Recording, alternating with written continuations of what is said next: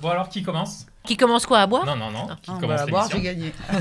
Je propose qu'on fasse à la courte paille. Charline, prends les graissins. Attends, mélange-les. je Et mélange nous, les voilà. graissins. Chacun en tire un.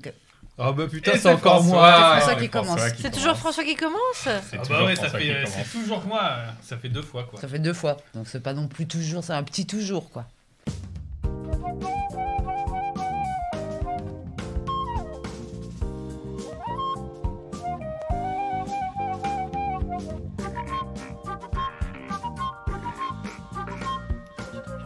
Salut les Fabriques Zouz. Ah non, C'est voilà, François. Ah, non. C'est toi, Et aujourd'hui- c'est toi qui joues du pipeau? Ouais, c'est moi. Et aujourd'hui on reçoit Charline Vanhoenacker. Salut la patronne. Bonjour à toutes et à tous. Hein? Bonjour Ah François. ouais, et il y a Ramzi aussi qui est là. Ouais. Mais c'est pas pour toi que tu me fais des signes. Et il y a Juliette aussi. Bon, on l'a entendu, on l'a reconnue. Ça a vraiment commencé là? Ouais, ça a commencé. Ok. Bien, bonjour François, bonjour Juliette, bonjour Bonjour Ramzi, Charline. et merci de m'accueillir dans votre podcast. Bah, c'est un plaisir. Qu'est-ce que tu veux dire, Ramzi? T'es comme ça, tu fais des renseignements. Ouais, Bah oui, parce qu'en vas-y, fait, dis- t'as pas dis à voix donné le nom du podcast. Non, mais J'ai il a pas dit quel épisode Non. c'était. T'as vraiment tout Donc, fait de travers. Donc ok, tu je vas vais me le faire. refaire Je crois ça. qu'il est impressionné parce que je suis la patronne Ouais. d'habitude. Bah oui. Donc on va Donc- remettre le générique. Donc on va recommencer. Le On va générique. remettre le générique. Vous avez un peu de pression, j'espère. Non, mais Mais non. l'autre fois, j'avais dit tout ça. Oui. Ah ouais, je me souviens même plus. Allez, on y va.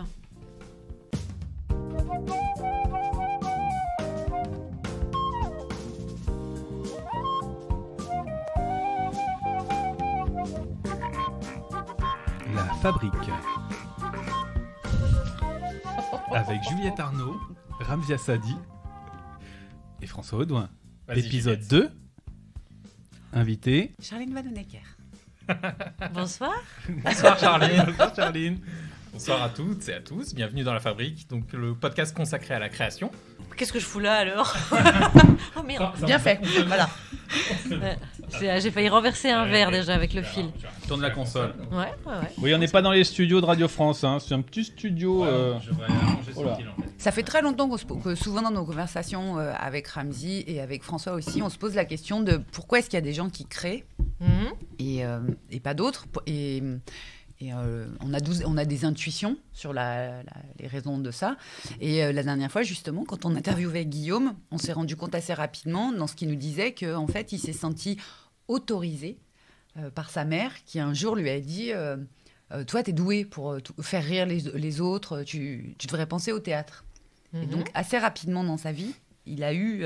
Elle a fait beaucoup de mal à beaucoup de gens, du coup, sa mère. en tout cas, elle a des vraies responsabilités. Et comme toi, tu as un parcours où tu as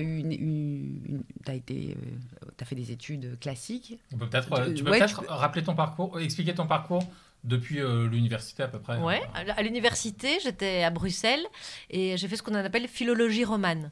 Donc c'est l'étude des langues romanes, donc c'est les lettres plus une dimension linguistique, donc la dimension scientifique de la langue. C'est par exemple les spectres qui apparaissent quand on forme des... J'étais capable par exemple à l'époque de reconnaître un A, d'un O, d'un S sur un spectre. Et le spectre, si vous faites de la radio, faites de la radio, non? Non. C'est ce qui apparaît dans le système d'enregistrement. Et ensuite, j'ai fait Sciences Po. J'ai fait une passerelle, hein, et c'est-à-dire que Sciences Po, j'ai ramené sur 2 ans. Donc j'étais déjà un peu staccanoviste à l'époque. Et quand tu as fait ça, tu avais un objectif Oui. De profession, de métier? Oui, j'ai su à 14 ans, j'ai su que je voulais être journaliste. J'ai su Ah. à 14 ans parce que je suis partie sur un vieux voilier avec la Fondation Nicolas Hulot en Bretagne. Oui, Nicolas Hulot fut mon héros. Voilà, il faut brûler ses héros à un moment. Hein. Des fois, Ils s'en chargent tout seuls Ils s'en parfois. chargent tout seuls. Et donc, je savais que faire les lettres plus Sciences Po, c'était l'alliage parfait pour ensuite faire du journalisme. D'accord. Je suis allée dans ma zone de confort pour les Mhm. lettres. Je me suis dit, dans quelles études je peux arriver au bout? C'était mon seul souci, c'était d'arriver au bout des études. Et donc, après Mais quand- Sciences Po, tu moi, as je- intégré... Attends, Vas-y, parce que ouais. quand tu te disais à 14 ans, je veux être journaliste, Ouais. tu voyais quoi? Tu te figurais quoi? T'imaginais quoi? Parce qu'à 14 ans, on sait pas. D'abord, ça peut être plein de choses, journaliste. Et puis à 14 ans, dans la tête d'une petite fille de 14 ans, c'est comment, journaliste? Bah, je m'en souviens précisément parce que c'était une question que tout le monde me posait. Parce qu'à 14 ans, j'ai déjà fait des médias. Comme je revenais de ce qu'on appelle une mission découverte avec la Fondation Nicolas Hulot, j'étais allée donc dans des zones où ça bastonne quand même, c'est Ouessant, Molène, tout ça. Hein, c'est vraiment les vrais marins purs de dur qui vont là d'habitude sur un vieux voilier classé monument historique. Donc j'ai découvert, j'ai fréquenté à ce moment-là les plus grands scientifiques locaux. Donc j'ai vu des phoques, des dauphins, j'ai observé les oiseaux, l'estran, donc c'est cette partie de la mer qui se retire, où la mer se retire, où il y a toutes les algues, où il y a une vie pas possible, avec des trucs, il y a des espèces il y a une biodiversité, t'as des trucs fluo, tu sais même pas ce que c'est, et puis on te l'explique. Et donc en revenant, la condition sine qua non, c'était de médiatiser mon expérience, de raconter ce que j'avais vu. Donc j'ai écrit des articles dans des revues, j'ai fait des interviews à la radio, à la télévision locale. Et donc, on m'a posé cette question. Qu'est-ce que tu veux faire plus tard et comment tu te projettes? Donc, j'ai la chance d'avoir à 14 ans une idée très, très précise. Je me souviens de ce que j'ai dit. Je me souviens avoir dit, je veux être journaliste, plutôt reporter, parce que je suis curieuse de tout, j'ai envie de rencontrer des gens. Et ça pourra être autant au bout du monde, parce que j'avais quand même beaucoup le goût de l'aventure. Ce sera au bout du monde, comme au coin de la rue. Donc, il faudrait que je fasse des reportages sociétaux sur vraiment ce qui se passe. Je mettais sur le même plan ce qui se passe vraiment au bout de ma rue et à l'autre bout du monde. Et je ne sais pas si c'est le hasard ou si je me suis auto-amenée à ça, mais c'est ce que j'ai fait. J'ai fait des reportages dans ma rue et j'ai fait des reportages en Haïti, en Afrique ou aux États-Unis. Ça peut pas être le hasard, Bichette. Non, je me suis un peu conditionnée probablement. Je me suis dit à 14 ans, je l'ai dit à la radio, à la télé, je l'ai écrit. Si maintenant je le fais pas, putain, j'ai l'air d'une andouille. Va falloir y aller. Et donc après Sciences Po, tu as fait une école de journalisme. Oui, à Paris là. Là, j'ai pris le train, je suis arrivée à Paris et j'ai fait journalisme. D'accord, ok. Alors, j'ai peut-être pas bien tout compris. J'adore. C'est un personnage ou c'est vrai? Non, mais si c'est un personnage, j'adore l'idée. Il y a un concept radio. Un personnage qui commence par. Alors, Beurre aussi. Non, mais quand tu le verbalises, est-ce que là, tu le sais que tu veux faire ça? Oui. Mais qu'est-ce qui fait que vraiment ça se déclenche en toi, l'idée de faire ce métier-là? Même si c'est pas. Tu vois, ça peut ne pas être flou à un moment, tu te dis tiens, il y a ça qui m'attire, c'est peut-être pas aussi précis. Mais qu'est-ce qui fait que tu veux aller vers ça? Je pense que. Et à quel âge? Je pense que c'est vraiment l'émission de Nicolas Hulot, Ushuaïa, qui m'a éduquée et à l'environnement et à raconter ce qu'on voit et à alerter sur les périls de la nature, etc. Moi, j'ai pas trop de souvenirs de Ushuaïa, mais c'était pas des documentaires animaliers. Non, l'émission a beaucoup évolué, mais je pense. Ouais. Non, au début, c'était surtout des trucs un peu extrêmes. Je me souviens, moi, j'adorais regarder parce qu'il y avait. C'est par ça qu'il m'a chopé, qu'il m'a pécho. Ouais. Mais non, mais c'était figuré, parce qu'on parle de Nicolas. Non, mais ça, c'est intéressant parce que ça veut dire que Charline, elle est attirée par les choses. Ah oui, moi j'avais le goût de. Alors, dites-moi, c'est quoi les choses extrêmes? Par exemple, ce que faisait Nicolas Hulot, à un moment, il faisait du ski nautique, mais sans les skis, avec les pieds. Sur un lac, tu vois. Ou alors, il faisait de l'ULM. Oui, c'est ça, mais... du saut de montgolfière, des choses... Au départ, Nicolas Hulot, c'est un journaliste. Il a travaillé pour l'agence CAPA, il a été photographe, il est allé sur des terrains de guerre. Sur Ushuaïa, c'était pas. Il était même sur France Inter. Alors, au début... Parce que là, c'est Martine à la plage, machin. Ouais. Nicolas fait de l'ULM, Nicolas fait... Non, au début, c'est même un mec... C'était un mec qui faisait au début, Nicolas Hulot, je crois qu'il faisait l'enduro du Touquet et tout ça. C'était un fou de moteur et tout. Sur France Inter, il a commencé, il faisait la moto. Il était fou de moto, il faisait la chronique moto. Mais moi, c'est comme ça qu'il est... pas du tout écolo. Mais je parle de Ushuaïa. Oui, mais du coup, après... Ça a évolué. Ça a été par ce prisme-là. Et petit à petit, à force de faire le tour du monde pour faire des sauts, des trucs de glisse, de machin extrême, des sauts dans les canyons, des trucs, il s'est rendu compte, je pense, de l'état de la planète et des règlements. Et en fait, ça a viré petit à petit de plus en plus écolo. En fait, voilà, exactement. C'est au départ d'un espèce de trip d'un super-héros qui teste des tas de choses. Ouais. Il a eu une prise de conscience et puis il en a fait des documentaires. C'est pas tant Nicolas Hulot que je remets en question. Là, oui, c'est le journalisme. Comment toi... je considérais que ça... c'était du journalisme. Ouais, c'est comme si je regarde Jackass et je me dis, ah putain, je vais être journaliste. Et c'était peut-être le moment quand c'est devenu un peu écolo. Non, parce que le journalisme, c'est donner à voir et à expliquer. Mais c'est pas faire des trucs extrêmes. Non, Enfin, mais c'est pas la partie extrême qui m'avait. C'est par la partie extrême qu'il est venu me chercher. Ouais. Parce que je trouvais ça Ah, attirant, un mec qui faisait des trucs extrêmes dans des beaux décors. Et voilà, j'étais amoureuse de Nicolas Hulot. Hein, c'est comme Ça y est, on a les infos. Et voilà. Et puis, quand il a. C'est comme si je l'avais accompagné dans son changement. Et après, il a vraiment viré vers c'est plutôt du documentaire, je dirais, mais le documentaire est une forme de journalisme. Oui, ok. Et puis, je pense que le goût de l'avant... Enfin, j'ai sans doute fait un amalgame. Franchement, ça part sans doute d'amalgame, de se dire le journalisme au bout du monde, mais aussi dans la rue, c'est une aventure, en fait. Pour toi, à ce moment-là, 15 ans, tu disais que le journalisme était accessible pour toi ? C'était quelque chose de possible ? Parce que tu viens pas non plus d'une famille de journalistes ou de... Mais à aucun moment tu t'es dit qu'il y avait une barrière, un truc... Si, j'aurais pas pensé que c'était pour moi si j'avais pas rempli ce dossier de candidature, parce qu'il fallait remplir un dossier de candidature pour participer à ce voyage. Et toujours le truc Nicolas Hulot. Il a fallu que mon dossier soit sélectionné. Ah, c'est ça qui t'a fait comprendre que c'était possible. C'est ça l'autorisation. L'autorisation. Ah oui, enfin le fait que j'ai participé. Non, le fait que t'acceptes ton dossier. Tu t'autorises toi-même. Ah oui, je me sentais légitime pour le faire parce que j'ai été sélectionnée sur dossier. Tu vois, c'est pas tombé de l'arbre. T'as pas sucé Hulot. On la comprend celle-là. Voilà, c'est ça. J'ai sucé personne pour l'avoir, tout ça. Bah, oui, c'est sûr. Donc je me suis autorisée. Je me suis autorisée à rêver.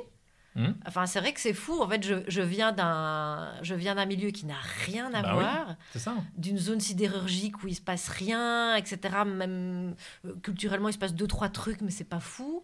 En Belgique, je rappelle. Voilà. Et par le truchement de la télévision, j'entends il y a appel à candidature. Et en fait, quand j'entends appel à candidature, je me dis s'il faut remettre un dossier. Alors il y a un truc un peu égalitaire, j'ai mes chances.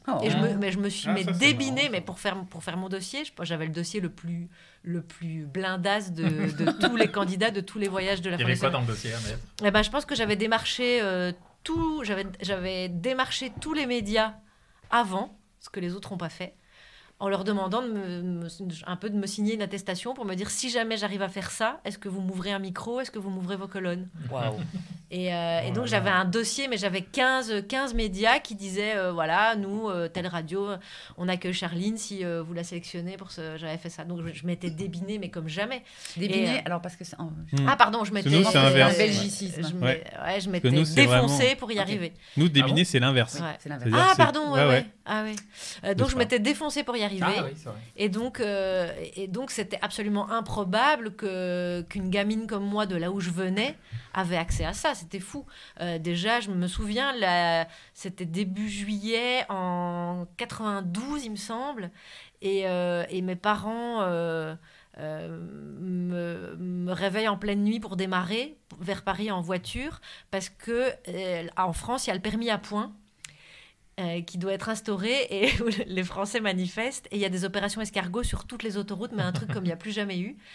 Et donc je risque de rater le train à la gare Montparnasse pour Brest, et mes parents me réveillent en pleine nuit en disant écoute, on va partir beaucoup plus tôt. Donc on est parti en pleine nuit en bagnole, et je me rappelle des éléments contre toi, quoi, à 14 ans, mes parents me déposent sur le quai de la gare à 7h du matin à Montparnasse, et je vais partir seule avec des gens que je ne connais pas. Et je vais embarquer sur un bateau pendant 15 jours, là où ça bastonne, à Ouessant, Molène et tout. Et je dis au revoir à mes parents sur le quai et je pars. Et là, je me dis, meuf, tu l'as voulu, hein, tu t'es défoncé comme jamais pour avoir le meilleur dossier, tu l'as eu, voilà, t'y es. Et puis mon autre souvenir, c'est d'être dans le TGV en me disant, mais qu'est-ce que je fais, où est-ce que je vais et tout. Et là, je sympathise avec les gens avec qui je vais partir, qui ont plus ou moins mon âge, mais je crois que je suis la plus jeune. Et je me souviens que les Français me disent, mais vous avez la télé en Belgique ? Et là, je fais, wow, on va partir de loin. Là je vais vraiment passer 15 jours sur un rafio avec ces gens-là. Et non, c'est une expérience mais absolument fondatrice dans ma vie, mais d'une force pas possible, quoi. Déjà de l'avoir obtenu, c'est ça. En fait, c'est le fait de l'avoir obtenu. Après, tu t'es dit, l'école de journalisme, tout ça, c'est possible en fait. Finalement, pas c'est- tant. Rien n'était forcément acquis parce que j'avais eu ça. non, j'ai pas toujours, forcément acquis, mais non, mais- possible. Mais oui, possible. oui, tout est Non, possible. oui, ouais. c'est pas la Oui, même c'est chose. vrai. Ouais, c'est que vrai. C'est un C'est que- déclic. Oui, pour oui, le- ce sera. Je l'aurais peut-être pas. Il y a une chance sur un millier, mais je vais Mais, le tenter. voilà, Ouais. Puisque tout à fait. une fois, ça a réussi. Ouais. T'as gagné une fois au loto, tu peux gagner une deuxième fois. Ouais, c'est Non, ça. ça, C'est ouais, un peu alors, ça. oui. Ouais, c'est presque ça. J'aime ouais. pas beaucoup ce parallèle. Mais Non, mais soit. sur un dossier, sur un concours, il y a une partie, bien même sûr. si c'est du travail en réalité, tout ça, mais il y a Mais une c'est partie quand même. c'est exactement ça. Hasardeuse. Mais s'il n'y avait pas du travail, j'y crois pas. Enfin, par exemple, je crois Oui, c'est pas pour une ça que seconde l'auto- puisque oui, voilà. on me propose de n'importe qui peut me proposer de jouer de tombola, je fais rien, c'est bon, je vais pas perdre mon temps, c'est pas la peine. Tu sais, le truc où tu peux gagner, ça m'intéresse pas en fait. Mm. Le truc où tu peux gagner comme ça, tout le monde peut, voilà, il y a pas d'effort, tu peux gagner, ça m'intéresse pas. En revanche, s'il y a On un revient toujours à challenge, cette vertu travail. Hein. s'il y a un challenge, là, ça m'intéresse. Ouais. Ah oui, parce que Quoi. le côté compétitif de Charlie. Attention, elle me connaît bien. Ah oui, ça on en parle. Ah, c'est surtout qu'elle a joué au ping-pong avec elle cet été, donc maintenant elle sait. Moi, j'avais une petite question quand même. Parce que tu quittes. Comment te vient l'idée de se dire. T'es là pour poser des questions. Je toi quitte Ah mes bah parents. oui. Je quitte mes parents. Non, mais comment te vient l'idée de te dire, ok, pour avoir un dossier béton, je vais appeler tous les médias pour qu'ils me... Enfin, c'est de la stratégie en fait. Ouais. Enfin, moi, c'est un truc vrai. auquel Puisque j'aurais je vous dis jamais qu'elle est pensé. compétitrice. Non mais Oui. quel enfant de 14 ans dit, voilà, je vais Bah, appeler tous Charlie les médias, je vais dire, Vanhoenacker. hey, si je suis chez Nicolas, ça va être cool pour ton journal là, tu vas avoir une belle interview, ça va parler de Nicolas Hulot.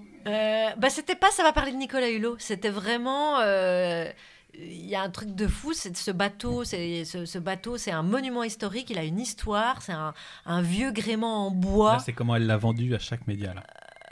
Bah peut-être, hein, je sais pas. Mais non, mais le pire c'est un qu'il argument. est Bah, peut-être, oui, Non, c'est sûr mais que bien c'est sûr sûr que que tu le crois, mais je côté, suis c'est d'accord, sûr que le je côté plaisante. Nicolas Hulot a joué. Oui, il doit y avoir un peu de ça, mais ça n'était pas que ça.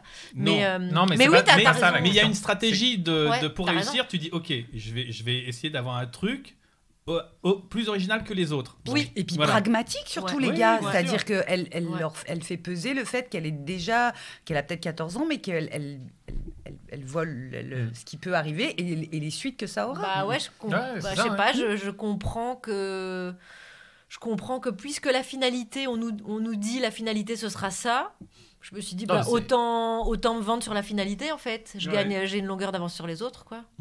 Ouais, puis c'est travailler, quoi. C'est juste, en fait, Mm. étudier le truc. Bah souvent, parce que je me rends compte que dans comme tu avais peu de chance, tu Ouais. as travaillé le truc à mort et cherché la meilleure stratégie pour le faire, quoi. Ouais, et après, il y a peut-être un trait de caractère chez moi qui fait que comme j'ai toujours la sensation que je pourrais pas passer par la porte, Hmm. j'anticipe déjà de devoir passer par la fenêtre. Ouais, c'est ça, mais c'est marrant. Je pense que de là où je viens, les portes s'ouvrent pas. De là où je Il viens, n'y a pas de porte. y a pas déjà de porte. l'accès Y a aux pas de porte en portes. Belgique. Non, il n'y a pas de porte. Non, mais de là où je viens, avoir accès à la porte, sonner ou frapper, c'est déjà Ouais, voilà, bah ouais. qu'elles s'ouvriront pas, donc Mais d'ailleurs, j'anticipe de rentrer par la fenêtre. Ouais. t'es passé par la porte du journalisme pour entrer par la fenêtre de l'humour. Ouais, c'est pas fait exprès, mais parce que Oui. je voulais vraiment je voulais vraiment faire ma carrière de journaliste. Oui, mais c'est là qu'il y a un c'est une carrière contrariée, l'humour. Alors, hein. Mais c'est Oui ça. et non, Mm. vu ton parcours, mais vas-y, Juliette. Mais moi, c'est le point mystérieux pour moi. Ouais. C'est comment tu passes de journaliste, surtout, et que ça devient de loin en plus. Ouais. Donc, tout à coup, tu te dis, mais attends, en fait, l'humour, ça me fait plus rire. Ouais. Oh, c'est brillant, ça. Bah, en partie par dépit, parce que l'histoire, c'est que je me projetais vraiment. Je connaissais pas Florence Aubenas à l'époque. Ce qui est Ouais. marrant, c'est que dans ma carrière de journaliste, j'ai couvert sa libération, mais de très près, hein, c'est-à-dire son arrivée à l'aéroport, la conférence de presse qu'elle a donnée derrière, revoir une semaine après, lui poser des questions, etc. Mais Florence Aubenas, elle fait ça, elle fait le bout du monde et le coin de la rue. Ouais. Elle passe un été dans un camping et elle va partir en Ukraine. Oui. Et donc, aujourd'hui, je dis Florence Aubenas, mais j'avais pas de modèle féminin à l'époque, ni même forcément de modèle masculin là-dessus. Mais c'était comme ça que je me projetais. C'était ça que je voulais. Et j'ai réussi à mettre les pieds dans le plus grand journal belge, qui est Le Soir de Bruxelles. Et ils m'ont... Moi, j'ai fait beaucoup le coin de la rue. Et à un moment, je voulais faire le bout du monde. Et j'y arrivais pas parce que j'étais trop jeune, on me laissait pas faire. T'as toujours les journalistes, les vieux briscards, qui connaissent, tu vois, je vais t'expliquer la vie, et puis qui te laissent jamais ta chance. Et donc, à un moment, j'ai décidé de me la donner moi. Donc, je trouvais les moyens de partir en Haïti, de partir aux États-Unis, de partir en Afrique et de ramener mes propres reportages, en fait. Comment tu faisais ça? Je passais par la fenêtre, encore une fois. Par exemple, Haïti, c'est tout con, mais pour le journal Le Soir, je travaillais notamment pour la page média. Et souvent, pour faire la promo de leurs émissions, les chaînes de télé invitent un journaliste ou l'autre à les suivre sur le terrain et à faire... en fait, c'est une sorte de serpent qui se mord la queue. On invite un journaliste pour faire un reportage sur le documentaire qu'on est en train de tourner pour notre soirée spéciale, par exemple. D'accord. Donc moi, ça me gavait un peu parce que je voyais bien le serpent qui se mordait la queue. Mais j'y allais quand même, je faisais le taf, j'accompagnais tout le monde et je ramenais un article sur le documentaire en train de se tourner ou l'émission en train de se tourner. Et je profitais de les accompagner, donc du billet d'avion, pour dire voilà, maintenant moi je reste sur place en fait, donc je vais échanger mon billet de retour et je vais rester sur place chez l'habitant et je vais rester une semaine de plus et je vais pas faire juste un aller-retour pour couvrir votre documentaire 3 jours et puis rentrer.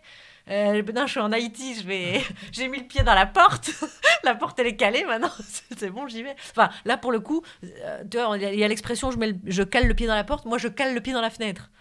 Ce qui est quand même plus acrobatique, faut quand même voilà. Ah, parce qu'il faut l'échelle. Et donc souvent, je trouve à rester et à ramener des reportages et voilà. Et malgré tout ça, on me laisse quand même pas. Tu ramènes des reportages, ça veut dire quoi? Tu fais des reportages, tu fais des articles, ouais. Toi, et tu les vends ensuite. Le soir, je suis journaliste chez eux, donc si l'angle est bon et que le sujet est bon, ils vont me le prendre. Et après, ça m'est arrivé une fois, j'ai publié dans le Figaro. Bravo. Bravo. C'est le seul journal qui a. Il y avait M Le Monde qui était en concurrence avec le Figaro. M Le Monde a eu du mal à me répondre et je suis allée au Figaro. C'était au Plus de France. C'était pendant l'été. Généralement, c'est la chance du journaliste. Et ça, c'était un reportage aux États-Unis dans la communauté cubaine. Quand Obama avait levé les sanctions sur le transfert d'argent, etc. Donc, je rentre. Enfin, je fais tout ça, je me démène et je suis frustrée parce qu'on me laisse pas, on me fait pas confiance comme journaliste au long cours. Et enfin, si je pense qu'on me fait confiance parce que j'ai fait mes preuves, j'ai ramené plusieurs reportages du bout du monde et j'y suis arrivée et voilà, ou même du coin de la rue ou même de Paris. Hein. Mais voilà, il y a un système qui fait que c'est bouché. On me dit non, mais tu travailles bien, on est super content de ton travail, on voit que tu as du potentiel.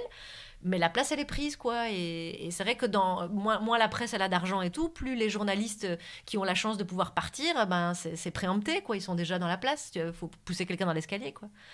Et donc... moi, je suis assez d'accord avec cette méthode. Deuxième stratégie. Le meurtre. Et un jour, j'ai dû choisir. On m'a dit, voilà, il y a un poste qui s'est libéré. Tu peux partir à New York. T'es notre correspondante à New York. Wow. Moi, je fais waouh, ok. Quelles sont les conditions? Et là, on m'a dit par contre, t'es pigiste et tu seras payé au même tarif que les piges si t'étais à Bruxelles. Je fais attendez, la vie à New York, c'est dingue. Et donc, en fait, je me suis rendu compte que financièrement, c'était pas possible et puis que ça allait être très très difficile et que j'allais morfler. Donc, j'ai dit ok, la stratégie, c'est que je vais rester à Paris. Et donc, je vais faire un truc que j'aime bien, qui est la politique française. Et donc, un peu par dépit, je m'occupe des médias en France parce que c'est ça qui fait bouffer, parce que tu fais plein de piges. Je fais la politique française, je fais quelques reportages dans la communauté rome, des choses comme ça, qui sont passionnants par ailleurs, hein, mais ça n'arrive pas souvent malheureusement.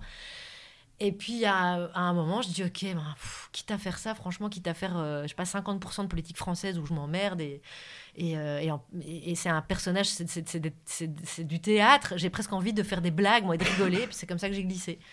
C'est comme ça. Je me suis dit, la politique française, elle est tellement caricaturale que moi, quitte à faire ça, autant me marrer. Et je dirais plus de choses si je prends la grammaire de l'humour que si je dois rester de façon orthodoxe en disant oui, aujourd'hui, François Bayrou a posé sa candidature. J'avais presque envie de rire quand je faisais mes papiers. Oui, François Bayrou est candidat à l'élection présidentielle. T'as presque envie de te marrer. Donc je me suis dit pourquoi finalement je me marrerais pas explicitement. Et c'est comme ça que j'ai basculé vers l'humour. Mais ça, l'humour, c'était pas du tout calculé. Alors que quand j'étais gamine, j'aimais bien faire rire les autres, que j'achetais Charlie Hebdo, Le Canard enchaîné, que je faisais des caricatures de Lionel Jospin en dessin quand j'étais ado et tout ça. Mais d'en faire mon métier, jamais ça me serait passé par l'idée, en fait. Ouais, une petite Belge à la Louvière qui fait des caricatures de dessin de Lionel Jospin. Qui fait ça? D'ailleurs, en fait, je ne sais pas si je devrais le dire ici, parce que du coup, je dévoile... Non, je vais pas dévoiler mon coup d'après, je suis stratège, j'avais oublié. Oh là là, le teasing. Là, on est passé à ça, J'ai- à ça d'un scoop. Vous êtes passé à ça d'un scoop sur mon coup Et d'après. rien. Son coup d'après, là, regarde, il y a eu une demi-seconde Elle où écrit elle la aurait pu... biographie de Lionel Jospin. Non, je suis trop stratège bande que pour dessinée. dévoiler. En bande, et c'est elle qui la dessine. Et ben moi, ça... Alors, vas-y, Juliette. Bah rien, Si. je vais faire un truc qu'on n'a pas le droit de faire à la Non, radio. on Je vais s'en dire, fout. ça me laisse un peu sur le cul ce que tu viens de dire. Que ce soit aussi d'une certaine manière... toi, tu as commencé en disant, en fait, je suis arrivée à l'humour par dépit. Ouais. Et Ah ouais. pour moi, c'est une formule que tu Ouais. racontes maintenant rétrospectivement, mais je trouve ça passionnant. Par accident presque même. Non, c'est pas un accident, c'est un dérapage Non, mais comme elle le contrôlé. raconte, ouais. C'est les moments dans la vie où tu arrives à lier les choses que t'aimes. Tu sais, où tu arrives Oui, à parce faire un non, pont. mais en Parce réalité, que là, tu viens de dire que quand t'étais gosse, t'aimais faire rire les gens. c'est enfin, ça. que- Parce qu'en réalité, même si tu avais été correspondante à New York, tu t'aurais caricaturé Probablement. les journalistes là-bas et t'aurais fait en fait eu le Probablement. même cheminement, Ouais. mais ailleurs. Je pense qu'en réalité, c'était en toi depuis Ouais. toujours. Et c'est pas Et il y a vraiment par nécessité accident, à l'âge c'est adulte un de faire truc des qui est- ponts entre les choses qu'on Voilà. aime. Enfin, Il y a- une il vie y a un un moment, peu accomplie, c'est ça. C'est quand tu arrives à Ouais, ouais. relier les choses que Mais, t'aimes. Quand je dis par dépit, il y a un fonctionnement chez moi qui est récurrent. C'est que si je peux pas être la numéro 1, je préfère être la dernière. J'aime pas être moyenne. Soit je suis number one, Je vous ai dit que j'avais joué au ping-pong avec elle.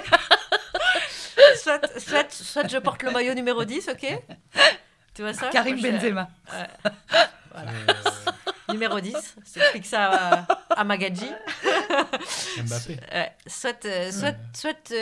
Ouais. Oui, donc c'est un podcast capitaliste, hein, n'oubliez Non, pas. non, mais soyez numéro 1, si vous n'êtes pas numéro 1. Soit je suis la meilleure, et en fait, si je vois que je peux pas être la meilleure, je fais ok, ah bah très bien, bah, donc je serai la dernière et je vais troller en fait. Je vais troller le truc qui Je me. me mets au dernier rang de la classe. Ouais, je troll le truc qui me permet pas d'être première. C'est Et une donc- petite astuce que je vous donne. Et c'est exactement ce que j'ai fait dans ma vie, hein, en fait. Et ça s'est matérialisé comment en fait Bah, déjà, il a fallu que quelqu'un me dise que. C'était drôle. Ouais, il y a quelqu'un qui Donc m'a. ça, c'est la deuxième autorisation. Ah Qui oui. t'a dit que t'étais drôle Alors, Qui t'a dit que t'étais drôle eh ben, dans le bureau de correspondant du soir et de la RTBF, les deux médias pour lesquels je travaillais, il y avait aussi la RTS, la radio-télévision suisse, et un réalisateur qui s'appelle Alex Lemierre, qui était en régie quand je faisais mes duplex, donc mes trucs tout à fait sérieux et orthodoxes de journaliste. Hein. Et un jour où je reviens de la salle des 4 colonnes à l'Assemblée nationale, il me dit, mais Charline, là, en fait, je t'entends me raconter ce que tu as vécu. Je t'entends me raconter en tant que pote, voilà, j'ai droit à une espèce de reportage privé sur le ton de l'humour. Et puis je t'entends le faire au micro de façon très sérieuse à la RTBF. Il dit, mais tu devrais raconter comme tu me racontes à moi. Je dis, mais t'es fou, je suis journaliste, je peux pas. Enfin, nous, dans les écoles de journalisme, on nous apprend subjectivité, orthodoxie, les règles, etc. Donc, tu peux pas dévier. Tu peux pas être créatif en journalisme. C'est-à-dire que dès qu'en journalisme, tu fais preuve, en tout cas à l'époque, maintenant ça change un peu parce que le journalisme était un truc un peu éclaté, mais quand j'ai fait mes études de journalisme et quand j'ai débuté, c'était quelque chose d'extrêmement codifié sur les rails. Bah, Donc même toute sur- créativité... sur les on l'entend sur les voix off des reportages. Ouais, voilà, la c'est ça. caricature C'est pour de ça qu'on- Groland. c'est pour Et ça qu'on non, peut non, les non, singer. non, Ouais. non, non, non, non, Voilà, non. c'est ça. Et donc, la créativité, elle n'est pas autorisée chez le journaliste. Donc, c'est lui qui m'a un peu foutu un coup de pied au cul. Et Et toi, qui m'a t'aimes dit, pas trop qu'on te dise non en plus. Comme être humain. C'est probable, ouais. Bah, à quel humain qui aime bien qu'on lui dise non? Non, non, tu le feras pas. Ah, super, je suis ravie Non, qu'il mais me il dise non. y a personne qui aime qu'on lui dise non, mais il y a plein de Ouais. gens qui Qui accepte. Oui, qui encaissent. acceptent. Enfin, voilà, Si, qui disent. dans un sens, j'aime bien qu'on me dise non, comme ça j'essaye quand même. Oui, c'est ça. Mais Ça se fait pas de se moquer de la direction. Ah, je vais quand même me moquer de la direction. ouais, je pense que dans cette équipe, on n'est pas. Je pense que c'est Ouais, un point en plus, qu'on a, vous un êtes- point qu'on a vous en êtes, commun. c'est bien trouvé. Et oui, donc il a fallu que quelqu'un me dise la manière dont tu le racontes, comme ça, est très intéressante et très marrante, tu devrais le faire. Et donc on a fait une maquette. Et la RTBF a accepté que j'ai cette double casquette, que je reste la journaliste tout à fait Ah oui, orthodoxe. Tu peux avoir les deux. Ouais. C'est-à-dire que je faisais toujours du reportage, j'étais dans les débats, et voilà. Et le vendredi, ils m'autorisaient un petit pétage de câble. C'était un carnet de campagne. Et pendant la campagne présidentielle, le vendredi matin, dans la matinale, j'avais une chronique où c'était balisé, il y avait un petit jingle et c'était là, Charline se lâche un peu et elle vous raconte, elle que vous entendez, qui est notre correspondante officielle à Paris, qui vous raconte la vie politique française tous les jours du matin au soir. Le vendredi matin, elle s'autorise un pas de côté et elle fait des conneries. Et comment t'as appréhendé, toi, ce truc-là de faire autre chose que ce qui était prévu et codifié et être libre, quoi. J'ai simplement fait... Je pense que je suis allée vers mon penchant naturel. Parce que souvent, quand j'écrivais des articles dans le journal ou que je faisais des reportages radio, je devais un petit peu freiner ma plume. D'accord, ok. Je me souviens que la correspondante qui était numéro 1 du poste avec qui je travaillais m'avait déjà dit 1 ou 2 fois, quand t'écris, il y a des passages drôles, tu mets parce qu'en journalisme, il faut une accroche. C'est comme ça que ça fonctionne. Il faut soigner son entrée dans l'article. Il faut une accroche pour au moins accrocher le lecteur les 5 premières lignes. Et puis, il faut une chute. Donc, dans le fond, c'est des techniques de l'humour aussi. Et dans l'accroche, j'avais tendance à y aller un peu trop humour. Et elle me disait, fais attention parce que faut pas que ce soit trop humour non plus. Donc, je savais que je réfrénais ma plume, Et donc là, j'allais vers mon penchant naturel. Et je suis persuadée que l'humour politique, il permet d'approcher, tout en tordant le fait, il permet d'approcher davantage je dirais pas la vérité, mais la réalité, la cuisine, la cuisine des faits. Tu vois, le journalisme politique, il essaye toujours d'aller dans la cuisine, il essaye d'avoir des offs et tout. Eh ben, il existe aussi des arrière-cuisines et je pense que l'humour va dans l'arrière-cuisine, dans ce qui est un peu plus peut-être sale ou emmerdant et qui fait partie du truc et que parfois il faut savoir. Du coup, en faisant en révélant ces choses-là, est-ce que tu avais du mal à faire tes vrais reportages le reste de la semaine? Parce que ça te mettait des barrières? Non, j'arrivais à faire la part des choses entre les deux. Je savais qu'il y avait l'effet, le factuel dans mon métier de journaliste. Et quand j'écrivais ma chronique humoristique, là, je pouvais me lâcher. C'était absolument scindé. Et je pense qu'aujourd'hui, dans les gymnastique simple pour toi? Ah oui, c'était naturel. Ouais, parce que j'ai quand même fait quelques longues années de journalisme pur et dur à haute dose avant de m'autoriser de déconner. Et puis t'as pas de... J'ai fait sans doute 10 ans de... Il y a au moins 10 ans de journalisme pur et orthodoxe avant de déconner. T'as ni mépris ni dégoût pour le journalisme. Non. Tout à l'heure, tu nous disais que tu avais une grande admiration, par exemple, pour le travail de Florence Aubenas. Et plein de journalistes. Oui. Ah non, je suis pas... j'ai pas de rancœur vis-à-vis du métier, pas du tout. D'ailleurs, j'espère y retourner un jour. Peut-être qu'il faudrait que je retourne sous pseudo. Parce que, vu la façon dont je suis partie dans le... Tu vas nous faire une Romain Gary. Non, mais dans le journalisme, c'est pas... Tu vois, j'ai déjà eu un pseudo, d'ailleurs, parce qu'en fait, quand t'es pigiste, tu gagnes très, très mal ta vie. Et il y avait un autre journal qui commençait à me solliciter. Et moi, comme j'arrivais pas à vivre avec un seul journal, il fallait que j'écrive dans un autre. Et j'avais pas fait le coup en loose day. J'avais prévenu mon journal principal qu'il y en avait un autre, qui était un journal régional. Donc, ils n'étaient pas sur le même créneau, qui me sollicitait. Et donc, j'ai été transparente. Ils m'ont dit oui, ok, mais il faut que tu fasses sur pseudo, parce que j'ai dit ok. Et donc, j'ai pris le nom de mon arrière-grand-mère, qui était très chic, qui s'appelait Charlotte Champagne. Et j'ai écrit dans la presse régionale, je m'appelais Charlotte Champagne. Ouais. Chacha même. Ouais, voilà. Et quand tu bascules comme ça du journalisme dit classique, entre guillemets, à la chronique humour, il y a un déclic, il y a un truc qui dit ah ouais, c'est quand même plus sympa de faire ça. Ou tu prenais autant de plaisir, ou est-ce que tu te délaisses petit à petit de cette forme du journalisme plus classique pour dire... c'est dur de trouver des trucs rigolos chaque semaine, peut-être. Ça met le doigt sur une question intéressante, je trouve, parce que à la fois, il y a une impression de facilité, parce que tu peux faire ce que tu veux et t'es libre, et tu te lâches, donc il peut y avoir cette impression-là que c'est facile. Et puis il y avoir le vertige. Ouais, exactement, mais intervient aussi la partie création, qui, je pense, maintenant avec le recul, le fait qu'il y ait une partie création, t'as les pieds dans le vide. C'est beaucoup plus vertigineux. Quand je repense à ma carrière de journaliste pure et dure, si tu travailles et qu'il y a un bon travail préparatoire, tu vas ramener l'info, ou tu vas ramener quelque chose. Moi, je m'étais dit, si je pars en Haïti, et que j'avais prévu de rencontrer des gens, j'avais travaillé avant... Et je me dis, si j'arrive pas à les croiser, si j'arrive pas à les... Au moins, j'aurais vu des choses. Il y a notamment un reportage de Jean-Claude Guibaud dans Le Monde, il y a des années, où il est je crois que c'est à Bombay. Et tout le reportage, c'est il a passé 5 heures sur 100 mètres de trottoir à Bombay.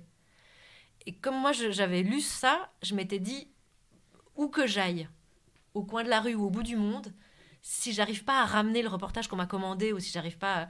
si je me pose 5 heures sur un bout de trottoir, je vais ramener des choses.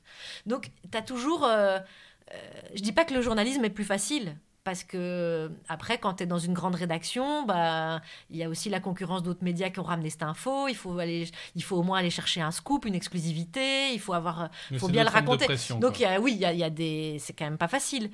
Mais là où je dirais il y a une forme d'assurance, c'est que tu vas ramener quelque chose à raconter, que tu auras quelque chose à raconter. Hein, déjà, quand tu pars en vacances, t'avais des diapos, des photos, tu racontais tes vacances. T'as un truc à raconter. Parfois, t'as des MST. Voilà, c'est une autre forme d'expérience. Et t'as rencontré des gens. Quand il y a un volet créatif, non seulement tu dois raconter une histoire, mais en plus, tu dois la raconter différemment des autres et avec une forme de grain de folie et tu dois faire rire. Donc là, il y a 2 écueils. Il y a la partie créativité, je dois faire une fiction alternative, donc je dois le raconter autrement. Donc déjà, il faut être original. Donc déjà, c'est une pression. Comment faire pour être original? Comment je peux y arriver? Est-ce que je serai inspirée? Et dans l'humour, en plus de l'originalité et de savoir écrire, je dois déclencher un rire. Donc il y a une forme de double pression. Donc, pour en revenir à ta question, les 2 sont difficiles à divers égards, parce que si je veux ramener un truc... Surtout, toi, comment tu le vis? Parce que oui, je comprends la difficulté, mais toi, en disant, je caricature, c'est le journalisme classique, tu es un peu dans des chaussons, tu sais, tu as une assurance de quelque chose. Mais quand tu bascules sur l'humour, tu vois, t'emploies plein de termes de... c'est vertigineux, c'est un peu un saut dans le vide. Donc en fait, les pieds dans le vide. Les pieds dans le vide. C'est un peu, c'est presque des notions presque de souffrance. C'est-à-dire que si j'exagère, ouais. Tu vois, tu avais un truc un peu plus confortable.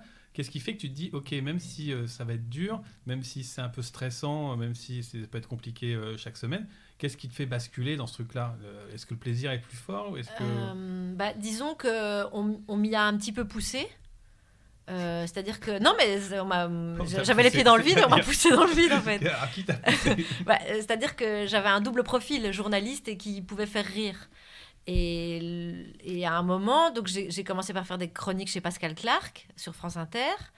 Mais j'étais toujours journaliste à l'époque. Et tu faisais ta chronique je faisais une chronique vendredi. une fois par semaine et j'étais toujours journaliste à la RTBF. Non, mais tu faisais déjà ta chronique humoristique sur, politique française. Au départ, je faisais une chronique sur la RTBF. Après, cette chronique, je l'ai faite sur France Inter une fois par semaine. Et pendant ce temps, j'étais toujours journaliste à la RTBF. Ah, okay. Et ensuite, France Inter, mon double profil les a intéressés. Comme j'étais à moitié journaliste, à moitié rigolote, ils m'ont dit, l'après-matinale, c'est fait pour ton profil parce que tu as un côté journaliste, donc il y a de l'info, c'est de l'après-matinale, mais l'après-matinale, le 5-7, c'est plus détendu que le 7-9, on peut un peu plus déconner, donc tu peux y aller.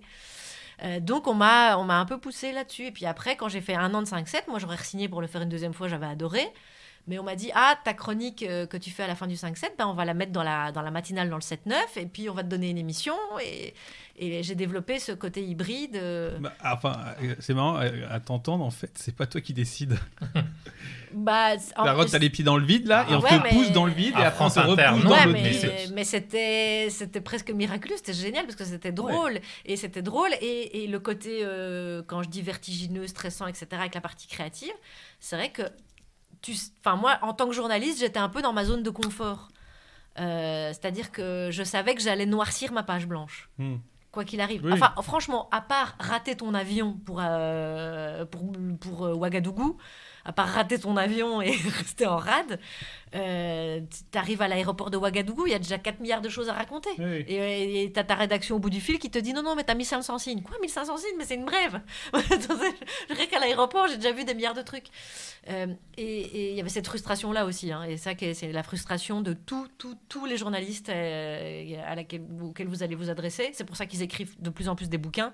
C'est parce que tu es au bout du monde, tu vois des choses incroyables et tu as ton rédacteur en chef qui dit ouais, mais j'ai pas la place parce qu'il y a Sarkozy qui est en train de divorcer, tu vois. Bon. Mais il y a ça aussi pour les chroniqueurs qui font des chroniques Oui, qui c'est veulent vrai, mais- faire plus de 2 minutes 30, 3 minutes. il y avait cette frustration-là aussi que Ok. j'ai Non, mais- résolue en passant à l'humour. Mais Oui, donc c'était un choix. voilà. Alors. Et C'était donc, pas juste ça, qu'on tu t'a sais poussé. tu sais que tu vas noircir la page. Et quand tu dois faire une chronique d'humour, tu peux raconter plein de choses. Je peux noircir une page avec le sujet que j'ai choisi. Mais si j'ai pas la moindre demi-idée de blague, je vais pas noircir ma page, alors que j'ai plein de choses à raconter. Hein. L'autre jour, je trouve un sujet sur Slate, sur les écoles taurines, où je me rends compte qu'il y a des gamins, ils apprennent la tauromachie dès 4 ans. Il y a un truc à raconter, sauf qu'elle a déjà été raconté par quelqu'un. Ça date, c'était il y a un mois. Et donc, si moi je veux le raconter, comme je ne l'ai pas fait moi-même, que j'ai pas infiltré moi-même l'école, bah, il faut que je le raconte avec des blagues. Et là, j'ai lu l'histoire, je peux la raconter, sauf que si j'ai pas une demi-blague, ma page, elle va rester blanche. Et si ta page, elle est blanche,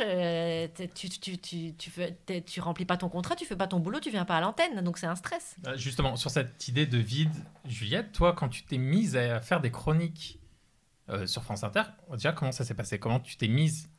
Enfin, c'est Charline qui t'a recruté pour faire des chroniques? Oui, c'est Charline qui m'a recrutée. Est-ce que tu avais déjà fait des Attention à ce que chroniques tu vas avant? dire, alors. Oui, j'avais déjà fait des chroniques. Et, Ah bon? Où oui, ça? sur RTL. Des chroniques littéraires aussi? Non, pas du tout. D'accord. C'était Non, quoi? Des billets d'humeur? Ouais, et c'était horrible. Donc, ce que tu dis sur Donc, le vide... vas-y, raconte comment ça s'est passé sur RTL. Mal. Non, mais je veux dire, qui t'a recruté? Moi, ce qu'il y a bien, c'est que je suis concise. Oh putain, il a tout cassé. putain. Non, c'est rien. C'est- Il a rien cassé. Par contre, il y a tout qui coule par terre. On va faire une pause pour nettoyer la flotte. Mais, et j'ai Mais juste- crée l'événement, François. Ouais, voilà. On sait jamais que François, c'est que... François n'avait pas créé l'événement. J'étais un petit peu déçue. Alors que Juliette, alors c'est marrant, parce que alors que Juliette était en train de raconter son expérience à elle, Non, je racontais pas, je disais mal. Comment ça s'est passé? Et Non, j'avais alors, dit on mal. a réussi à l'interrompre en faisant une connerie. Alors, ouais, raconte juste comment, qui t'a recruté sur RTL et pourquoi on t'a demandé de faire des chroniques. Honnêtement, j'en ai un billet aucun d'humeur. souvenir. Bah, tu sais dans quelle émission tu faisais ça? Oui, c'était l'émission de Stéphane Bern à 11h. C'est ça? C'est possible? Ah, d'accord, 11h, Ouais, ouais, c'est ouais. 11h, ouais. Voilà. Oui. Je me souviens pas qui m'a recruté. J'en ai aucun souvenir. D'accord. Et on te demandait de faire quoi? Un billet d'humeur. C'est-à-dire? Tu choisissais un sujet Ouais. N'importe lequel. Avec de la Ouais. blague, avec Oui, avec de la ah, blague et voilà. Et bon, c'était pas. Enfin, alors là, pour le coup, pour moi, c'était du vide parce que moi, je sortais de 10 ans non-stop de théâtre à jouer tous les jours la même pièce et j'avais arrêté pour ça parce que j'en avais plein le dos. Tout le monde a entendu l'autre. On l'a pas entendu. J'ai eu le C. Enfin, moi, je Moi, j'ai m'ennuyais. vu. Voilà, bah, il y avait un L à la fin. Et j'en avais marre de ça. Enfin, je me sentais oppressée et tout ça. Donc, je me suis dit, ça va être bien une fois par semaine et tout. Et en fait, ça m'a collé des angoisses terribles parce que là, pour le coup, moi, mon gros sentiment d'imposture en général dans la vie, dès la chronique numéro 1 est arrivé, c'est-à-dire... mais qu'est-ce qu'on a à foutre de tes humeurs, Juliette? Mais vraiment, c'est-à-dire, j'entendais ça en boucle dans ma tête. Donc, ça n'avait pas de sens. Et par chance, j'ai été invitée dans l'émission de Charline et Alex. Le 75 minutes. Parce qu'en même temps, je jouais au théâtre. Une pièce que j'avais... Oui, je m'étais dit, je vais refaire du théâtre. Allons-y. Donc, j'avais refait du théâtre. Et Charline était venue voir la pièce. Et elle m'avait dit... voilà, il m'avait programmé. Et j'étais venue. Et Charline m'avait demandé... Et c'était D'accord. en été. Et Charline m'avait demandé ce que j'allais faire de mon été quand je serais en vacances. Ouais. Tu te souviens? Ouais, je me rappelle. Et je lui ai répondu. Moi, j'ai toujours dit la vérité en interview. C'était un gros problème d'ailleurs. Et donc, j'ai dit moi, je vais aller chez ma mère et je vais lire des livres. Et donc, tout le monde a ri. Sans doute parce qu'ils trouvaient ça minable. Et Non, c'était mignon. Et donc, j'ai dit non, mais malheureusement, c'est la vérité. C'est vraiment ça que je vais faire parce que c'est ça que je fais tout le temps. Je vais chez ma mère et je lis. Et ensuite, Charline m'a rappelé, à l'automne, en me disant mais tu vas vraiment... Enfin, c'est ça vraiment que tu t'aimes plus. Je lui dis oui, moi vraiment ce que j'aime plus que tout dans la vie, c'est lire des livres.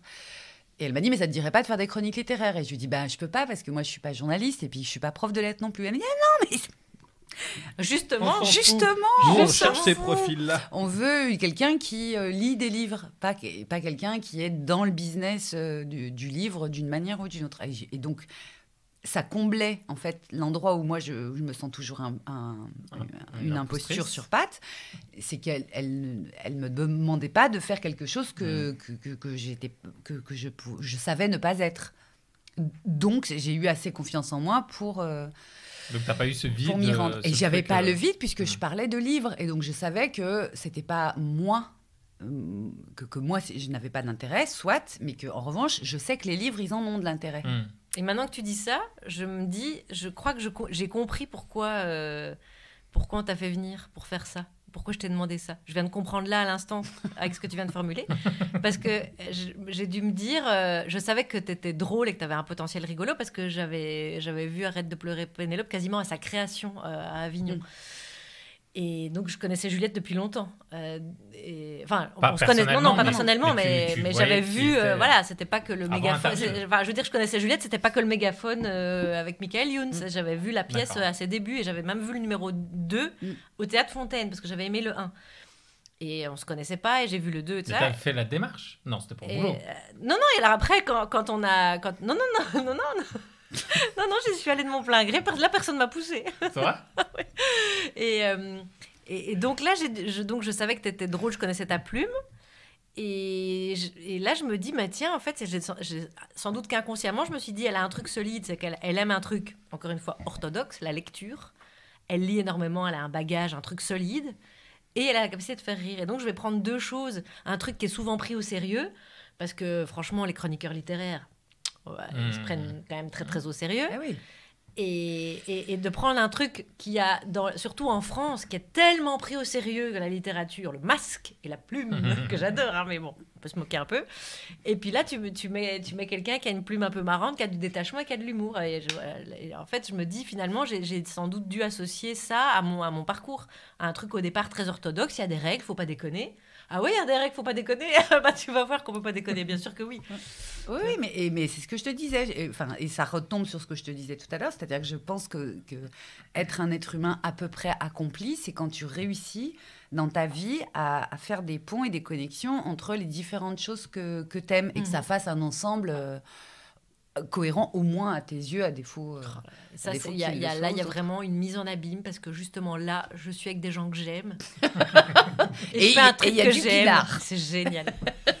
Et donc, François, quand tu t'es mis à faire tes fausses pubs, par exemple, est-ce que c'est venu de toi?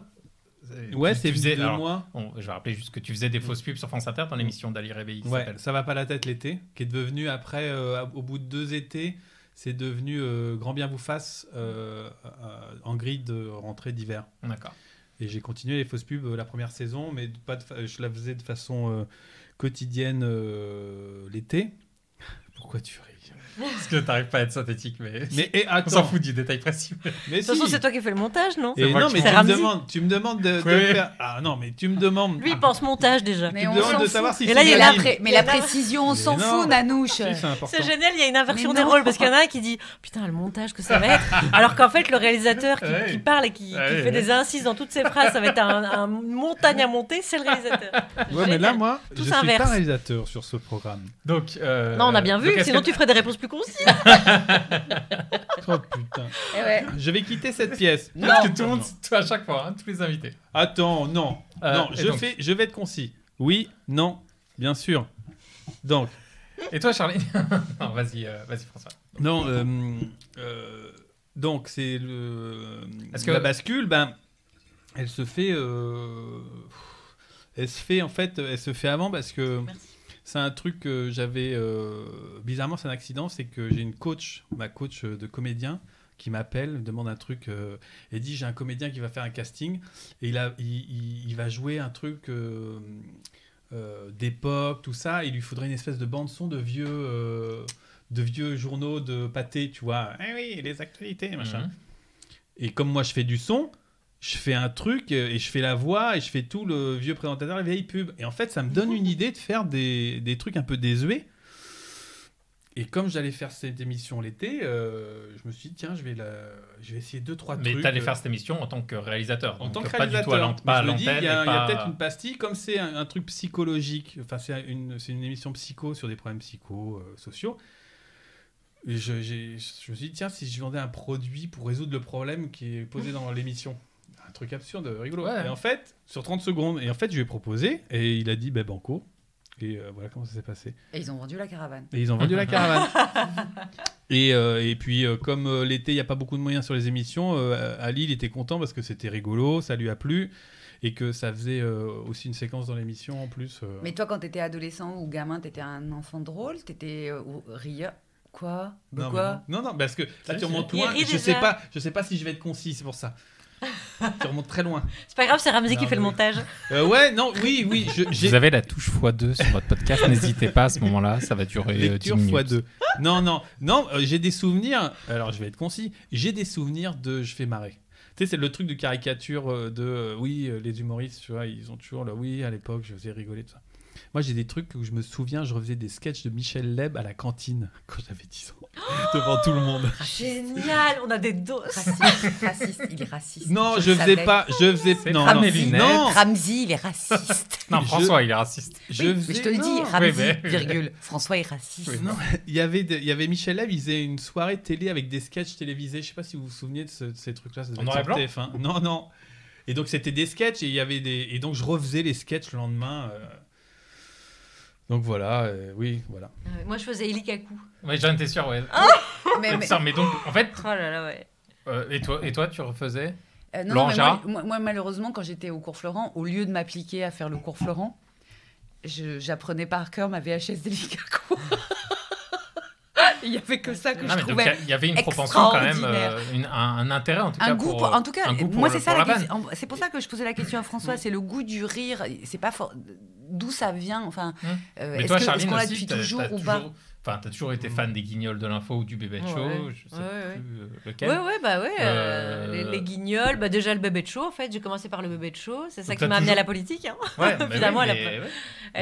Et C'est finalement, bien. le bébé de show est peut-être moins caricatural que la politique française aujourd'hui, tu vois.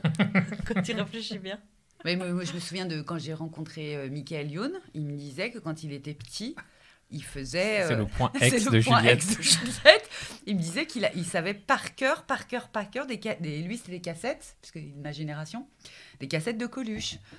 Et qu'il faisait rire ses parents en faisant ça. Mais on est un certain nombre comme ça, hein, à avoir appris par cœur. Bah, Bien sûr. surtout quand tu avais des VHS, enfin tu les regardais 1000 fois, j'imagine, Ouais, oui. parce que tu n'en avais pas 250. Oui, mais là, moi, je te parle de cassettes audio. Hein. Ah, cassette audio. Oui. Ouais, ok. Ah, non, moi, je me souviens aussi d'une anecdote. La voisine. Non, ça va être court. La voisine de chez mes parents j'étais gamin. Ça s'appelle comment? Hein T'es Elle s'appelle- méchant. Elle s'appelle Cécile, que j'adore et que j'embrasse.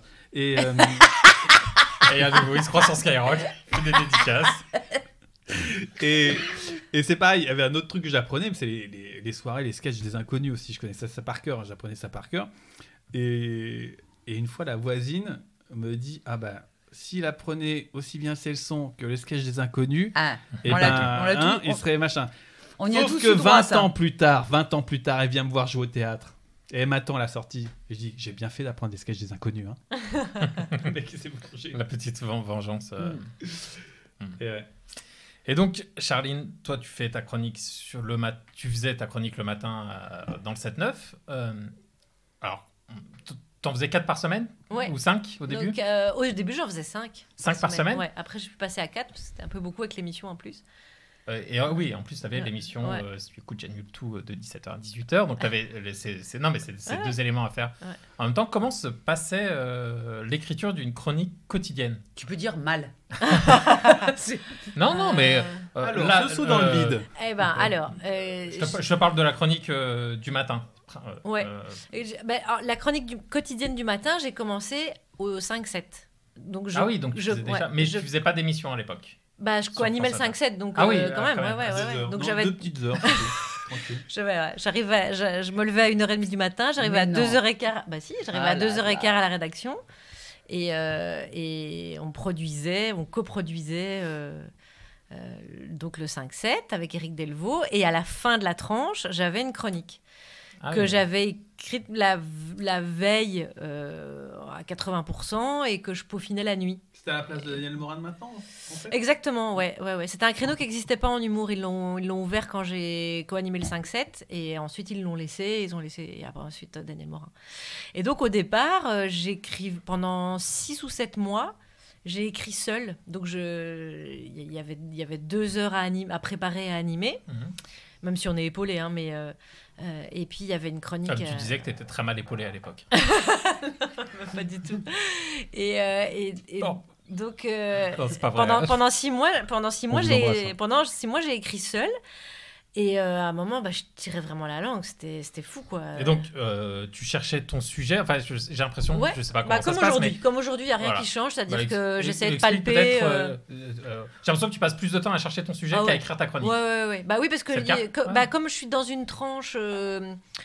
Enfin, comme j'ai toujours ce tropisme un peu de journaliste et qu'on parle d'actualité à 17h, et puis quand j'étais le matin, quand j'ai commencé, on est toujours dans ce bain de l'actualité. Donc, si tu prends vraiment. Moi, je me sens pas à l'aise si je prends trop un pas de côté. J'aime bien de raisonner avec. Je trouve que. Enfin, je prends mon pied en utilisant les référents tout frais de ce qui vient de se passer, en prenant les choses graves et en prenant du recul dessus. C'est mon truc, quoi. Donc, je vais pas faire un sujet sur la mozzarella contre le camembert ou les pantacours contre les Et on doudounes sans embrasse manches, quoi. Daniel Morin. Et, On comprend pas ça. et donc, ouais, donc trouver le sujet, parfois, ça prend un temps pas possible parce que tu peux trouver plein de sujets formidables dont il faut absolument parler, mais il n'y a aucune blague Mais à faire par dessus. exemple, le truc que tu as le plus fait, c'est la chronique de 7h57. Mhm. Tu te mets à écrire le soir. Bah, tu je cherche ton le sujet. Ah bah, toute la journée. Il faut que j'ai le sujet genre à 14h, sinon je suis en panique. D'accord. Et après, je me mets à écrire. Donc, l'historique, c'est que pendant 6 mois ou 5-7, j'ai écrit seule. Et puis, le mardi, il y avait Alex Vizorek qui n'avait pas d'endroit où se poser à France Inter pour faire sa chronique. Et donc, je lui disais, viens dans mon bureau. On avait fait les 75 minutes ensemble. Et puis, le 75 minutes l'été, on le faisait ensemble. Et puis, cette année-là, pendant l'année, on était plus ou moins séparés. Moi, lui, il faisait une chronique hebdo et il faisait le 11h. Et moi, j'étais dans le 5-7. Mais on se retrouvait dans le même bureau une fois par semaine. Et un jour, il m'a dit, mais tu peux pas tenir ce rythme, t'es dingue. Je sais, comment tu veux faire? Il fait, tous les humoristes font ça, faut que tu te fasses aider par un co-auteur, et il n'y a rien de honteux à ça. Vous écrivez à 2, et il y a des échanges d'idées. Tiens, et je te file une ça- dizaine de mecs. ça reste ton texte et tout. Et j'ai fait un push. Alors, il faut quand même se rendre compte qu'au bout de 6 mois d'écriture, je me rends compte que oui, tu peux écrire avec un co-auteur, et 2, il existe des droits d'auteur. Parce que ça, je ne savais pas non plus. Oh, mamie. Ah ouais, et Alex me dit, mais il y a des droits, mais t'es folle, ma fille. Et voilà, et donc là, j'ai commencé à écrire avec un co-auteur. Et donc, ça m'a soulagée dans cette idée dont on parlait tout à l'heure de la page blanche.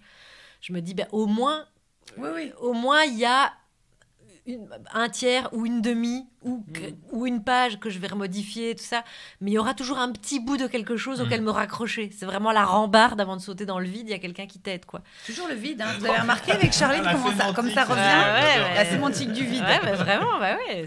Et poussé poussé aussi. hein. Est-ce que c'est pas le lot de ceux qui doivent créer et qui sont à l'antenne ou sur une scène de théâtre, ou tu vois, c'est-à-dire que moi ça m'arrive rarement, mais ça m'arrive de rêver que j'arrive les mains vides à l'antenne. Oui, mais tous les Un homme l'a fait, Frédéric Becbédé. On a vu le résultat. et ça nous a tous collé une angoisse parce que Ah ouais, c'est un truc parce qu'on se voit là. sur le coup de cette chronique de Becbédé. Tu peux rappeler ce que c'est? Eh ben, il est arrivé à l'antenne et il avait Sur une chronique sur France Inter. il avait une chronique une fois par semaine, c'est ça? Ouais. Qui était un billet d'humeur. Tous les 15 jours, je crois même. à l'époque. Oui, tous les 15 jours. Ouais. Et En un alternance avec. Mais des fois, tu sais, trop long, c'est dur quand c'est trop espacé. Ouais, c'est une gymnastique. Bon, peu on en a importe. déjà Et en tout parlé. cas, un matin, il est arrivé et très clairement, il avait rien écrit du tout.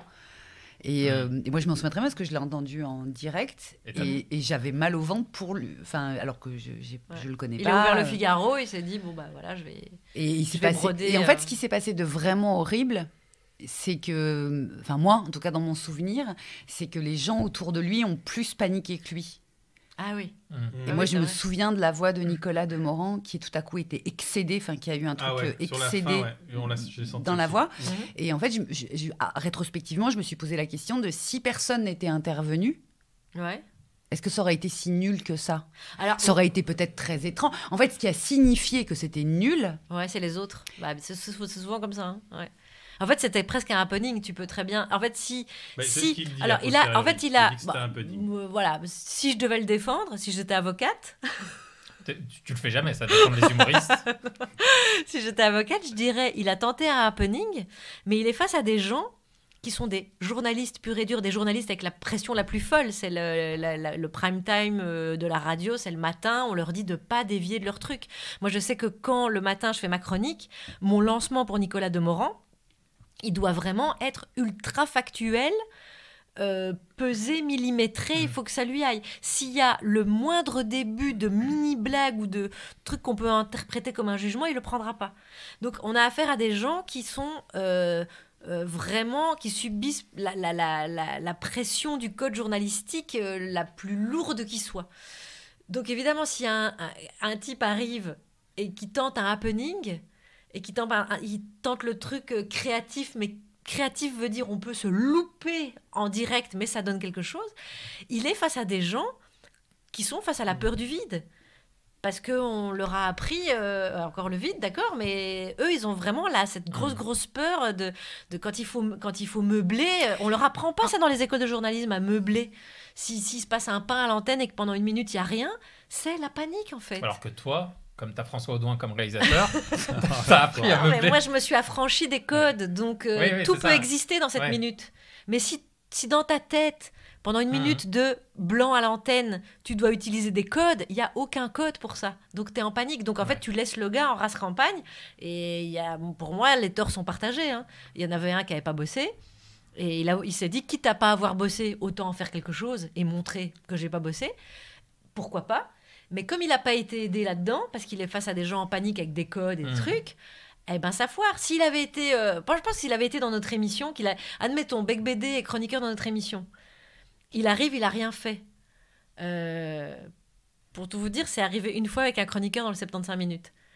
Je ne dirais pas qui, mais un jour, c'est arrivé quelqu'un qui a dit « j'ai pas bossé et tout, je vais y aller ». Eh ben, Alex et moi, on voit comment faire pour soutenir un créateur. Parce qu'on l'est devenu. Thomas VDB. non, c'est André Manoukian, mais on l'embrasse. et donc, voilà, je pense que les torts sont partagés parce que ça aurait pu être un moment fou. En tout cas, c'était un moment de non-rencontre. Ouais, où t'as vraiment deux la création et le joug du code. Oui, mais pour le coup, je vous trouve dur de mettre dire que les deux sont un peu responsables. Parce que à partir du moment où tu connais le contenant, si le contenant, la matinale et les codes qui appartiennent à Demorand et à Salamé, en fait, si Bec BD ne se noie, c'est de sa faute. Il connaît lui aussi les codes qui appartiennent à... Je sais, mais il était pour lui, enfin, moi à l'oreille d'auditrice, il n'était pas en train de se noyer. Il faisait juste quelque chose qui n'était pas dans les codes qui ne correspond pas. Justement, est-ce que c'est pas ça qui est marrant ? C'est parce que est-ce que c'est pareil qui est marrant entre le truc qui est le plus travaillé de France, avec la télévision qui a des enjeux économiques et tout, hein, mais tu prends la matinale de France Inter, c'est le plus. C'est ce que tu fais toi, ce que tu faisais. Ouais, mais lui, quand il a tu venais en poussé costume face à Nicolas Hulot, face à Ségolène Royal, tout ça. Donc déjà. Mais moi c'était travaillé, donc je travaille avec des codes. C'est des codes quand je. En fait, moi je casse leurs codes à eux, parce qu'en fait tu les décontenances. Mais avec des codes. Avec d'autres codes, oui. Avec les codes de l'humour, mais sauf que l'autre, il n'y a aucun code. Lui, c'est un littéraire. Et alors là, pour le coup, je vois à peu près à quoi ce qu'il avait en tête. C'est une référence littéraire ou artistique que de tout à coup... T'es dadaïste. Là, où t'as une chier de mots. Non, mais peu importe. T'as le droit de trouver ça... déconnant, que c'est un prétexte, soit, mais t'as un endroit qui est que nourri de mots, d'intentions, de règles. Chaque seconde est écrite, et chaque seconde est réfléchie en équipe. La matinale, c'est chaque seconde est réfléchie dans un comité, écrite, relue. Chaque seconde est incarnée par plein de personnes derrière, en fait. Et lui, il arrive... Il fait un travail d'art. Et je dis ça, j'y crois moyennement. Ça reste coincé quand même dans le fond de la gorge. Oui, mais tu fais ça quand tu as les compétences, quand tu es capable de rebondir toi-même. Lui n'était pas capable de rebondir. Je te continue la suite. Si ça avait été le roi de l'improvisation, pourquoi pas ? Mais ça n'est pas Boulevard. Oui, évidemment, on a bien compris ce jour-là que c'était ni Édouard Baird, quand il vient en tant qu'invité le matin... il disrupte un peu la matinale parce qu'il répond pas aux questions, il parle aux techniciens, il parle machin, il part en live. mais il est capable de le faire. Il est capable de tenir le crachoir pendant les 10 minutes. Oui. C'est vrai. Bah, il a Bec cru, BD, il a- Bec BD, il a Mais cru après, il qu'il y a était eu capable. une autre cru chose qui s'est trop beau passée à pour le l'antenne, faire. c'est vrai. Mais il y a une autre chose, moi, que j'ai ressenti de manière ultra douloureuse à ce moment-là, c'est que donc Nicolas Demorand l'a coupé sèchement en lui disant, franchement, vous êtes un branleur. En C'était gros, Tiffany hein. à faire. Mais parce que c'est aussi Mais- le ressenti, et c'est peut-être aussi le ressenti des auditeurs. Tout à Et lui, fait. en tout cas, c'était Oui, son oui. ressenti. Après, Exactement. De la Bec part des BD, il bossait auditeurs. pas des masses avant. oui, Hein. On mais a bien bien senti sûr. qu'il faisait la même chronique toutes les semaines. Donc à un moment, je comprends Oui, oui, il que a pris un- Demorand soit excédé, Voilà. je comprends. Mais bien sûr, mais moi je dis pas le contraire. Mais ce qui s'est passé derrière, c'est que justement, Bec BD, qui est bien plus friable que quelqu'un comme Baird ou Poulvord, il s'est littéralement effondré. Réécoutez-le, vous entendrez, il y a un moment de souffrance, enfin de type qui tout à coup, de petit garçon qui est vraiment désolé il y a, en quelques secondes, il se joue un truc hallucinant entre les deux. Il y a 3 répliques comme ça qui sont folles en fait. Je sais pas pourquoi on en est arrivé là. Ouais, oui, on Mais est sur une c'est- discussion C'est double très- vasque. ouais, c'est très. Donc on va Alors mettre fin attends, à- double vasque, je vais mettre une petite vasque quand Ah. même. C'est intéressant, un podcast sur la création. Mais tu vois ce que tu Ouais, dis, ouais, c'est c'est intéressant. un Mais sujet le truc, intéressant. c'est qu'on parle Et que c'est une d'une affaire seule de chronique. ressenti. Il y a on parle que d'une seule chronique la dernière, et que le truc, c'est que ça faisait déjà plusieurs fois où en fait il mettait cette même musique parce que c'était son Oui, concept le du spa auditif. ouais. Et en Oui, fait, qui était une tu arnaque, voyais bien l'arnaque que c'était.